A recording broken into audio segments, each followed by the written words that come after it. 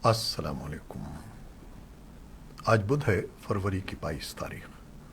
پاکستان میں عصر شام کے 7، بھارت میں 7:30، اور یہاں ہمارے اسٹوڈیوز کی گھڑیوں میں صبح کے 9 بج رہے ہیں۔ وائس آف امریکہ واشنگٹن کی اردو سروس سے میں ہوں خالد حمید، خبروں کے ایک بلٹن کے ساتھ۔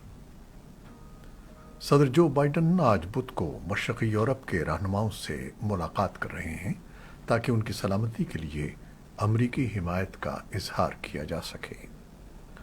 بخارسٹ 9 کے نام سے اس گروپ میں بلغاریہ، جمہوریہ چیک، ایستونیا، ہنگری، لتویا، لیتھوانیا، پولینڈ، رومانیہ اور سلوواکیہ شامل ہیں، اور یوکرین کو فوجی امداد فراہم کرنے کے مضبوط حامیوں میں شامل ہیں۔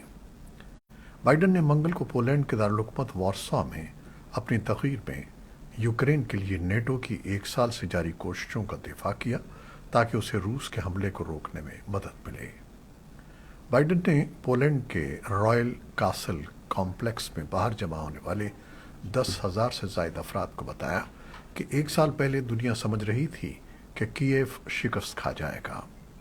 انہوں نے کہا کہ میں ابھی کیف کے دورے سے آیا ہوں اور یہ کہہ سکتا ہوں کہ کیف مضبوط ہے، یہ طویل عرصے کے لیے مستحکم ہے، اور سب سے اہم یہ ہے کہ وہ آزاد ہے۔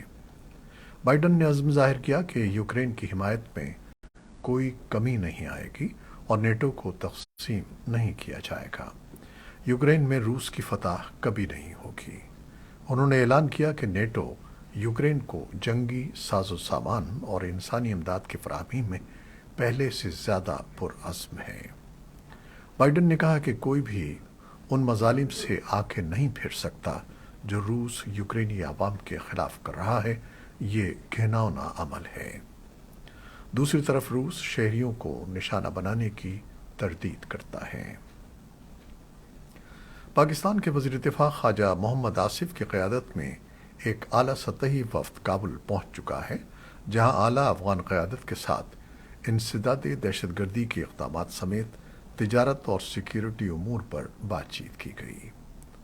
پاکستانی دفتر خارجہ کی جانب سے جاری ایک تصویر میں کابل میں افغان حکام سے ہونے والی ملاقات میں Khawaja Muhammad Asif, DGISI lieutenant general Nadeem Anjum, Afghanistan کے لیے پاکستان کے خصوصی ایلچی محمد صادق اور سیکریٹری خارجہ اسد مجید خان کو قائم مقام افغان نائب وزیر اعظم برائے معاشی امور عبدالغنی برادر کے ساتھ دیکھا جا سکتا ہے۔ پاکستانی وفد کا یہ دورہ ایک ایسے وقت میں ہو رہا ہے جب حال ہی میں پشاور کی ایک مسجد اور کراچی پولیس دفتر پر ہونے والے حملوں میں متعدد افراد ہلاک ہو گئے تھے۔ کراچی پولیس حملے کی ذمہ داری کالعدم شدت پسند تنظیم TTP نے قبول کی تھی، جس کے بارے میں پاکستانی حکومت کا دعویٰ ہے کہ TTP کی اعلیٰ قیادت مبینہ طور پر افغانستان میں مقیم ہے۔ پاکستان تحریک انصاف کی جیل بھرو تحریک کا آغاز ہو گیا ہے، جس کے دوران vice chairman Shah Mahmood Qureshi, Asad Umar, senator اعظم سواتی، سینیٹر ولید اقبال سمیت PTI کے دیگر رہنماؤں نے گرفتاری دے دی ہے۔ مقامی ذرائع ابلاغ کی رپورٹس کے مطابق پولیس کا موقف ہے کہ PTI کے رہنماؤں یا گرفتاری کے کوئی آرڈرز نہیں ملے، بلکہ یہ لوگ خود قیدیوں کی وین میں آ کر بیٹھ گئے ہیں۔ اطلاعات کے مطابق پولیس نے تحریک انصاف کے رہنماؤں اور کارکنوں سے کہا ہے کہ وہ پرامن طور پر منتشر ہو جائیں۔ اس سے قبل PTI کے نائب چیئرمین شاہ محمود قریشی کی قیادت میں لاہور میں ریلی نکالی گئی، جس میں پارٹی کے مرکزی رہنماؤں سمیت کارکنوں کی بڑی تعداد شریک ہوئی۔ افغانستان اور پاکستان کے درمیان طورخم بارڈر سرحدی گزرگاہ بدھ کو چوتھے روز بھی بند رہی۔ ننگرہار کی صوبائی حکومت کے ترجمان نے وائس آف امریکہ کو بتایا کہ مسافروں اور آمد رفت کے لیے سرحد کو دوبارہ کھولنے کے لیے بات چیت جاری ہے۔ جاپان کے سفیر تاکاشی اوکادا نے کابل میں سراج الدین حقانی سے ملاقات کی اور لڑکیوں کی تعلیم سمیت دیگر امور پر تبادلہ خیال کیا۔ نیا تعلیمی سال مارچ میں شروع ہوگا۔ کابل میں جاپانی سفارتخانے نے سلسلہ وار ٹویٹس میں اس ملاقات کے بارے میں بتایا ہے، جس میں افغانستان کی صورتحال اور بیرونی تعلقات پر تبادلہ خیال کیا گیا۔ افغانستان کے صوبے ہلمند میں طالبان حکام نے صحافیوں کو حکم دیا ہے کہ وہ ویڈیو رپورٹنگ نہیں کریں گے۔ حکم نامے میں کہا گیا ہے کہ صحافی طالبان حکام یا کسی بھی عام شہری کا ویڈیو انٹرویو نہیں کر سکتے اور نہ ہی ان کی تصاویر لی جا سکتی ہیں۔ افغان میڈیا کی مختلف تنظیموں نے طالبان کی وزارت اطلاعات سے مطالبہ کیا ہے کہ وہ ہلمند میں لگائی گئی اس پابندی کی وضاحت کرے۔ وزارت نے کہا ہے کہ وہ معاملے کی تحقیقات کر رہی ہے۔ بھارت کے وزیر خارجہ ایس جے شنکر نے گجرات فساد سے متعلق برطانوی نشریاتی ادارے بی بی سی کی دستاویزی فلم کو سیاست زدہ قرار دیا اور کہا کہ جس موقع پر اسے ریلیز کیا گیا وہ محض اتفاق نہیں ہے۔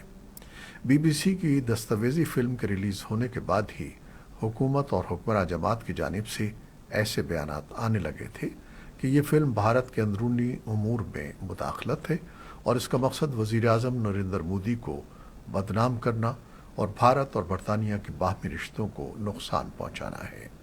اس بارے میں تجزیہ کاروں کا کہنا ہے کہ بھارت اور برطانیہ کے رشتے بہت گہرے اور مضبوط ہیں اور اس قسم کی باتیں انہیں کوئی نقصان نہیں پہنچا سکتی۔ انہوں نے جے شنکر کے بیان کو سیاسی قرار دیا اور کہا کہ بی بی سی کی نیت پر شک نہیں کیا جا سکتا۔ ان کے خیال میں بی بی سی کے دفاتر کے سروے کا مقصد مودی حامیوں کے درمیان ان کے امیج کو بہتر بنانا تھا۔ بھارت کی مرکزی حکومت کشمیر کے شہری علاقوں سے فوج کو باضابطہ طور پر واپس بلانے اور عسکریت پسندوں کے خلاف آپریشن مکمل طور پر مقامی پولیس اور مرکزی ریزرو پولیس کے سپرد کرنے پر غور کر رہی ہے۔ نئی دہلی کے زیر انتظام کشمیر کے شہری علاقوں میں علیحدگی پسندوں کے خلاف اس وقت فوج، مقامی پولیس اور مرکزی پولیس مشترکہ طور پر شورش مخالف کارروائیاں کر رہی ہے۔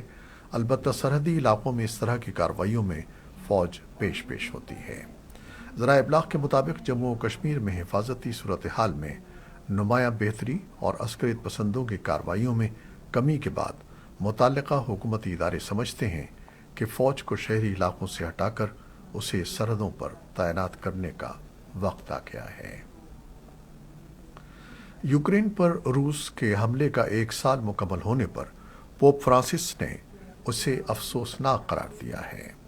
بدھ کے روز سامعین سے اپنے ہفتہ وار خطاب کے دوران پوپ نے تنازع کو ایک بے مقصد اور ظالمانہ جنگ قرار دیا۔ پوپ نے کہا کہ میں قوموں پر اختیار رکھنے والوں سے اپیل کرتا ہوں کہ وہ تنازعات کو ختم کرنے، جنگ بندی تک پہنچنے اور امن مذاکرات شروع کرنے کے لیے ٹھوس اقدامات کریں۔ ادھر یوکرین کے صدر ولادیمیر زیلنسکی نے منگل کو روس پر الزام عائد کیا کہ اس نے جنوبی شہر خیرسن میں شہریوں پر بے رحمی سے ایک میزائل حملہ کیا جس میں 5 افراد ہلاک اور 16 زخمی ہو گئے۔ روس نے شہریوں کو نشانہ بنانے کی تردید کی ہے۔ یوکرین نے 8 ماہ کے روسی قبضے کے بعد نومبر میں خیرسن پر دوبارہ قبضہ کر لیا تھا، جس کے بعد روسی افواج کو اس واحد علاقائی دارالحکومت سے پسپا ہونے پر مجبور ہونا پڑا، لیکن ماسکو کی جانب سے شہر پر گولہ باری جاری ہے۔ امریکی وزیر خارجہ اینٹنی بلنکن نے اپنے یورپ کے 6 روزہ دورے کے دوران ایتھنز میں یونان کے میگا ٹی وی کو انٹرویو دیتے ہوئے کہا ہے کہ ترکیہ میں حالیہ زلزلے کے بعد یونان کی فوری مدد دونوں ملکوں کے درمیان تعلقات میں بہتری کی جانب ایک مثبت قدم ہے اور ترکوں کے دلوں تک پہنچنے کے لیے اس کی بہت اہمیت ہے۔ اینٹنی بلنکن کا کہنا تھا کہ امریکہ ہمیشہ اپنے ان دونوں اتحادی ملکوں کے درمیان بہتر تعلقات کا خواہاں رہا ہے۔ جرمنی نے بدھ کو اعلان کیا کہ وہ 2 ایرانی سفارتکاروں کو ملک بدر کر رہا ہے۔ اس کا یہ اقدام ایران کی جانب سے ایک جرمن شہری کو موت کی سزا سنانے کے رد عمل میں ہے۔ ایرانی حکام کی جانب سے دہشت گردی کے الزامات میں سزا پانے والے جمشید شرمحت کے لیے سزا کے اعلان کے 1 دن بعد جرمنی نے یہ اعلان کیا۔ ایران نے شرمحت پر الزام لگایا ہے کہ وہ ایک اپوزیشن گروپ کے مسلح ونگ کی قیادت کر رہا تھا، جبکہ اس کے اہل خانہ کا کہنا تھا کہ وہ محض اپوزیشن گروپ کا ترجمان تھا اور ایرانی انٹیلیجنس نے اسے اغوا کیا تھا۔ جرمن وزیر خارجہ اینا لینا بربک نے بدھ کو ایک بیان میں کہا کہ ہم ایران سے جمشید شرمحت کی سزائے موت کو منسوخ کرنے اور اسے قانون کی حکمرانی پر مبنی منصفانہ اپیل کا عمل فراہم کرنے کا مطالبہ کرتے ہیں۔ بیربیک نے کہا کہ انہوں نے ایران کے چارج ڈی افیئرز کو طلب کیا اور انہیں بتایا کہ جرمن شہری کے حقوق کی اتنی بڑے پیمانے پر خلاف ورزی کو قبول نہیں کرتا۔ امریکہ، جنوبی کوریا اور جاپانی جنگی جہازوں نے بدھ کو جزیرہ نما کوریا کے مشرق میں واقع پانیوں میں بیلسٹک میزائل دفاعی مشق میں حصہ لیا۔ یہ 6 فریقی دفاعی تعاون کا نسبتاً نایاب مظاہرہ ہے۔ شمالی کوریا کے جارحانہ اقدامات کے بعد یہ تعاون اب زیادہ بڑھ گیا ہے۔ تینوں ممالک نے الگ الگ بیانات میں اعلان کیا کہ یو ایس ایس بیری نے ان مشقوں میں حصہ لیا، جو ایک گائیڈڈ میزائل ڈسٹرائر ہے۔ ان کے علاوہ جاپان میری ٹائم سیلف ڈیفنس فورس اور جمہوریہ کوریا کی بحریہ کے ایک جہاز نے مشترکہ مشق میں حصہ لیا۔ کسی بھی بیان میں شمالی کوریا کا خاص طور پر ذکر نہیں کیا گیا، جس نے ہفتے کے روز ایک بین البراعظمی بیلسٹک میزائل اور پیر کو 2 مختصر فاصلے تک مار کرنے والے بیلسٹک میزائل داغے تھے۔ امریکی فوج کی انڈو پیسیفک کمانڈ نے کہا کہ یہ مشق ہماری اجتماعی افواج کے باہمی تعاون کو بڑھاتی ہے اور جاپان اور جمہوریہ کوریا کے اتحادیوں کے ساتھ 6 فریقی تعلقات کی مضبوطی کو ظاہر کرتی ہے۔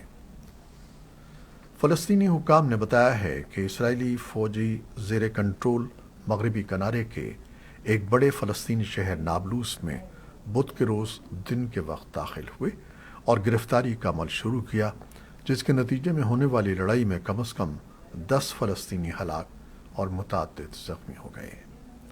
اسرائیلی فوج کا کہنا ہے کہ وہ ان 3 عسکریت پسندوں کو گرفتار کرنے کے لیے شہر میں داخل ہوئی تھی جن پر مغربی کنارے میں پہلے حملے کرنے کا شبہ تھا۔ اسرائیلی فوج کے مطابق اس نے ان افراد کا ٹھکانے کا پتہ لگایا۔ ان کے مطابق لڑائی میں کوئی اسرائیلی ہلاک نہیں ہوا۔ فلسطینی وزارت صحت کا کہنا ہے کہ 102 افراد زخمی ہوئے، جن میں سے 6 کی حالت نازک ہے۔ برطانیہ میں ہفتے میں 4 دن کام کرنے کا ایک حالیہ تجربہ کامیاب رہا ہے۔ گزشتہ برس جون سے دسمبر کے درمیان 61 کمپنیوں کے 3000 ملازمین سے ہفتے میں 4 دن کام کرایا گیا تھا۔ اس تجربے کے بعد 61 میں سے 56 کمپنیوں نے کہا ہے کہ ان کا مستقبل میں بھی 4 دن کے ورک ویک کو جاری رکھنے کا ارادہ ہے۔ ٹرائل میں شریک ملازمین کا کہنا تھا کہ ہفتے میں 4 دن کام کرنے سے ان کی پرسنل اور ورک لائف میں توازن پیدا ہوا ہے۔ ٹرائل کے نتائج کے مطابق اس پالیسی کے نتیجے میں ملازمین کے جاب چھوڑنے کے امکانات بھی کم ہو جاتے ہیں۔ یہ تھیں وہ خبریں جو فیس بک لائیو پر ہم نے آپ کے لیے پیش کیں۔ ہماری ویب سائٹ، یوٹیوب اور پوڈ کاسٹ پر یہ بلیٹن آپ کے لیے پوسٹ کر دیا جاتا ہے۔ آپ ہمارے بلیٹن کو شیئر کرتے ہیں اور اپنے کمنٹس میں اپنی محبتوں اور دعاؤں کا اظہار کرتے ہیں، جس کے لیے ہم آپ کے بہت ممنون ہیں۔ اپنی ان محبتوں کو جاری رکھیے گا۔ کیمرامین فواد الیاس اور نیوز ایڈیٹر بہجت جیلانی کے ساتھ خالد حمید کو اب اجازت دیجیے گا۔ اللہ حافظ۔